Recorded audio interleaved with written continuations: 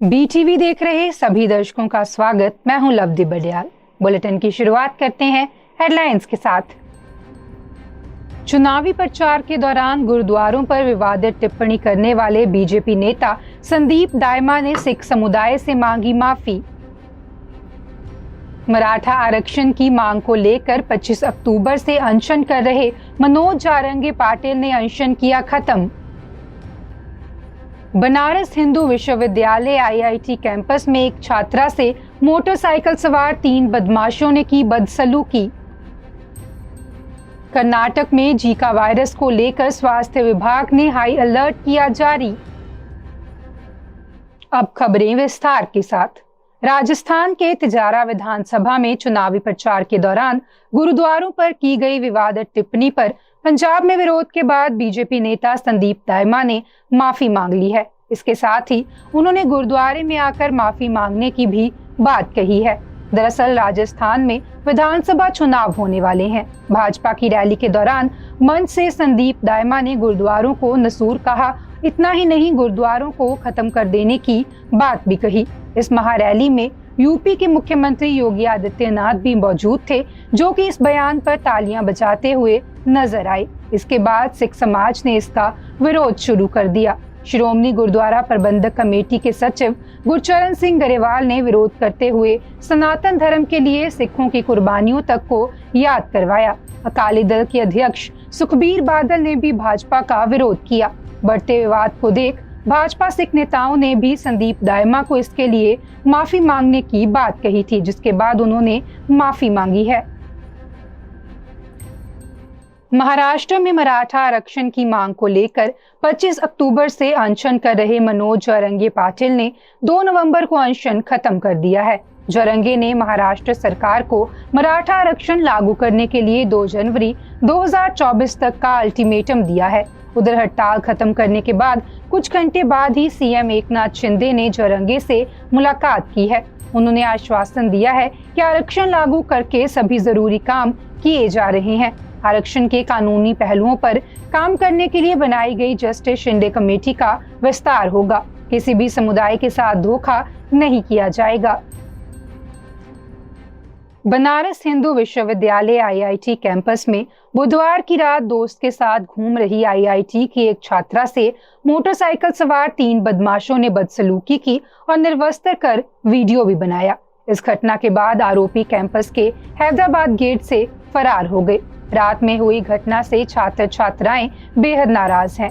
2500 छात्र छात्राओं ने गुरुवार को 11 घंटे प्रोटेस्ट किया। देर रात तक छात्र अपनी मांग को लेकर अड़े रहे। इसके बाद पुलिस और आईआईटी बीएचयू के डायरेक्टर ने छात्रों के साथ बैठक की और उन्हें भरोसा दिया कि 7 दिन से सभी आरोपी सलाखों के पीछे होंगे। इसके बाद छात्रों ने प्रदर्शन खत्म किया है। प्रशासन ने आईआईटी बनारस और बीएचयू के बीच दीवार बनाने का फैसला किया है। हालांकि छात्र इसका विरोध कर रहे हैं। उनका कहना है कि कैंपस को 2 फाड़ नहीं किया जाना चाहिए। मदन मोहन मालवीय के सपने को बनता हुआ नहीं देखा जाएगा। वहीं पूरे मामले में पीएमओ ने पुलिस कमिश्नर मुथा अशोक जैन से रिपोर्ट मांगी है, जबकि पुलिस कमिश्नर ने एसएचओ लंका अश्वनी पांडे को लाइन हाजिर कर दिया है। इस बीच पीएमओ गुरुवार को हर पल की रिपोर्ट लेता रहा है। यही नहीं, सीएम योगी ने कमिश्नर कौशल राज शर्मा और पुलिस कमिश्नर के साथ फोन पर बात की और आईआईटी प्रशासन के साथ बात कर छात्र छात्राओं के लिए कड़ी सुरक्षा की व्यवस्था करने को भी कहा है। तमिलनाडु के राज्य मंत्री ईवी वैलू से जुड़े ठिकानों पर शुक्रवार को इनकम टैक्स डिपार्टमेंट ने छापा मारा है। वैलू के तिरुवन्नमलाई के घर और कॉलेज और चेन्नई समेत 40 से ज्यादा जगहों पर आईटी ने तलाशी ली। साथ ही आईटी ने पीडब्ल्यूडी से जुड़े ठेकेदारों के ठिकानों पर भी छापेमारी की है। डीएम की नेता वेलू तमिलनाडु सरकार में लोक निर्माण राज्य मंत्री हैं। 6 बार के विधायक वेलू इससे पहले राज्य के खाद्य आपूर्ति मंत्री रह चुके हैं। बता दें कि राज्य में एमके स्टालिन के नेतृत्व में डीएमके की सरकार है। कर्नाटक में जीका वायरस को लेकर हाई अलर्ट जारी किया गया है। स्वास्थ्य विभाग ने गुरुवार को बताया कि मच्छरों की एडीज एजिप्टी प्रजाति में वायरस मिला है। अब तक किसी इंसान में जीका वायरस की पुष्टि नहीं हुई है। हालांकि बुखार से पीड़ित 33 लोगों के ब्लड सैंपल लिए गए हैं। इनमें 29 प्रेग्नेंट महिलाएं हैं और 4 लोग तेज बुखार से पीड़ित हैं। इनमें एक को अस्पताल में भर्ती कराया गया है। पुणे की नेशनल इंस्टीट्यूट ऑफ वायरोलॉजी में सभी के सैंपल भेजे गए हैं। अगले 10 दिनों में जांच रिपोर्ट आने की उम्मीद है। कर्नाटक के स्वास्थ्य मंत्री दिनेश गुंडूराव ने बताया कि अगस्त के आखिरी हफ्ते में चिक्काबल्लापुर जिले के तलकायला बेटा में 6 तालाबों में एडिस एजिप्टी मच्छरों के सैंपल लिए गए थे। 25 अक्टूबर को रिपोर्ट आई जिसमें जीका वायरस की पुष्टि हुई। एहतियात के तौर पर तलकायला बेटा के 5 किलोमीटर के दायरे में अलर्ट जारी किया गया है। इलाके के कुछ लोगों में बुखार और रैशेस के लक्षण थे। ऐसे मरीजों की निगरानी की जा रही है। बता दें कि जीका वायरस का संक्रमण एडिस एजिप्टी मच्छर के काटने पर होता है। ये मच्छर डेंगू और चिकनगुनिया की वजह भी बनता है। जीका वायरस का पहला मामला 1947 में युगांडा में दिखा था। इसके 5 साल बाद इंसानों में ये वायरस पाया गया था। दिल्ली की हवा जहरीली हो गई है। इंडिया गेट, अक्षरधाम, रोहिणी, आनंद विहार समेत 13 इलाकों में AQI 400 के ऊपर दर्ज किया गया है। गौरतलब है कि AQI 300 से ऊपर की रेंज बेहद खतरनाक कैटेगरी में मानी जाती है। हवा की क्वालिटी खराब होने पर commission for air quality management ने दिल्ली NCR में ग्रेडेड रिस्पांस एक्शन प्लान के 3rd स्टेज को लागू कर दिया है। बता दें कि ये तब लागू किया जाता है जब AQI 401 से 450 की सीमा में गंभीर हो जाता है। इसके चलते कुछ क्षेत्रों में BS3 पेट्रोल और BS4 डीजल 4 पहिया वाहनों पर सख्त प्रतिबंध लग सकता है। वहीं गैर जरूरी निर्माण, तोड़फोड़ और रेस्टोरेंट में कोयले के इस्तेमाल पर रोक लगा दी जाती है। दिल्ली के पर्यावरण मंत्री गोपाल राय ने GRAP3 पर चर्चा को लेकर सभी संबंधित विभागों की बैठक भी बुलाई है। वैज्ञानिकों ने भी बढ़ते पॉल्यूशन को लेकर चिंता जताई है। उनके मुताबिक कम बारिश होना पॉल्यूशन बढ़ने की बड़ी वजह है। इस साल अक्टूबर में सिर्फ एक दिन 5.4 मिलीमीटर बारिश हुई, जबकि अक्टूबर 2022 में 6 दिन 129 मिलीमीटर और अक्टूबर 2021 में 7 दिन 123 मिलीमीटर बारिश हुई थी।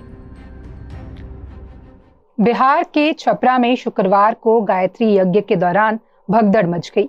दरियापुर के मस्तिचक में गायत्री यज्ञ चल रहा था, जिसमें भारी भीड़ पहुंची थी। शुक्रवार की सुबह यज्ञशाला खोलने के दौरान भीड़ अनियंत्रित हो गई। पुलिस के बीच बचाव और धक्का मुक्की के बीच 2 महिलाओं की मौत हो गई और कई लोगों के घायल होने की भी सूचना है।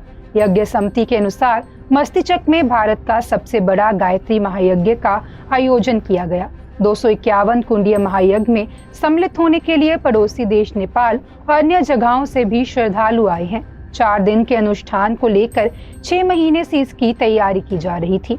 यज्ञ का आयोजन सेंटर ऑफ एक्सीलेंस अखंड ज्योति आई अस्पताल के उद्घाटन के उपलक्ष्य में किया गया था।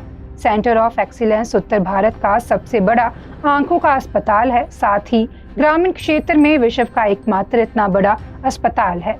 महायज्ञ में अब स्थिति सामान्य है। यज्ञ फिर से शुरू कर दिया गया है। बता दें कि घटना के बाद सारण के SP और DSP मौके पर पहुंचे और भारी संख्या में पुलिस बल की तैनाती की गई है। प्रधानमंत्री नरेंद्र मोदी ने 3 नवंबर को नई दिल्ली के प्रगति मैदान स्थित भारत मंडपम में वर्ल्ड फूड इंडिया 2023 के दूसरे संस्करण का इनॉग्रेशन किया है। इस कार्यक्रम में 80 से ज्यादा देशों के 1200 से ज्यादा लोग शामिल हुए हैं। PM मोदी ने सभी को संबोधित किया। उन्होंने कहा कि भारत का फूड प्रोसेसिंग सेक्टर एक नई इंडस्ट्री के रूप में तेजी से उभरा है। देश की महिलाएं इस इंडस्ट्री को लीड करने की क्षमता रखती हैं। पिछले 9 सालों में विदेशों से भारत के फूड इंडस्ट्री में 50,000 करोड़ रुपए का निवेश हुआ है। स्वाद और तकनीक का फ्यूजन एक नए भविष्य को जन्म देगा, एक नई इकॉनमी को गति प्रदान करेगा। बता दें कि इस प्रोग्राम का उद्देश्य भारत को दुनिया की फूड बास्केट के रूप में दिखाना है। इसमें 23 राज्य सरकारों, 18 केंद्रीय मंत्रालय और संबंधित डिपार्टमेंट हिस्सा ले रही हैं। इसके स्मार्ट टिकट और सिक्कों का अनावरण भी किया जाएगा। इन्फोर्समेंट डायरेक्टोरेट ने गुरुवार को दिल्ली के कैबिनेट मंत्री और आप नेता राजकुमार आनंद के घर छापेमारी की। ईडी ने करीब 23 घंटे तक आनंद से पूछताछ की। जांच एजेंसी गुरुवार सुबह 5:40 पर आनंद के सिविल लाइन स्थित सरकारी आवास पहुंची थी और शुक्रवार सुबह 4:30 के करीब घर से बाहर निकली। ईडी ने आनंद के घर के अलावा 1 दर्जन ठिकानों पर भी छापेमारी की है। ईडी के जाने के बाद मंत्री आनंद ने कहा कि ईडी जिस केस की बात कर रही है वह 20 साल पुराना है। ये लोग आम आदमी पार्टी को खत्म करना चाहते हैं। ये चाहते हैं कि काम की राजनीति ना हो। बता दें कि शराब नीति केस में ईडी ने 2 नवंबर को दिल्ली के मुख्यमंत्री अरविंद केजरीवाल को पूछताछ के लिए बुलाया था। हालांकि केजरीवाल ईडी ऑफिस नहीं पहुंचे। उन्होंने ईडी को जवाब भेजा जिसमें लिखा था कि ये नोटिस गैर कानूनी और राजनीति से प्रेरित है। ये नोटिस भाजपा के कहने पर भेजा गया है ताकि वो 4 राज्यों में चुनाव प्रचार के लिए ना जा सके। ईडी को ये नोटिस वापस लेना चाहिए। गौरतलब है कि ईडी ने 30 अक्टूबर को केजरीवाल को समन भेजा था। प्रधानमंत्री नरेंद्र मोदी के डिग्री विवाद से जुड़े गुजरात मानहानि केस में दिल्ली के सीएम अरविंद केजरीवाल की अर्जी पर हाई कोर्ट में आज सुनवाई होगी। पिछली सुनवाई में कोर्ट ने राज्य सरकार और गुजरात यूनिवर्सिटी को नोटिस जारी किया था। दरअसल 1 अप्रैल 2023 केजरीवाल ने एक प्रेस कॉन्फ्रेंस कर पीएम की डिग्री पर आपत्तिजनक टिप्पणी की। इसके बाद विश्वविद्यालय यूनिवर्सिटी के महासचिव डॉक्टर पीयूष पटेल ने केजरीवाल के खिलाफ मानहानि की शिकायत की।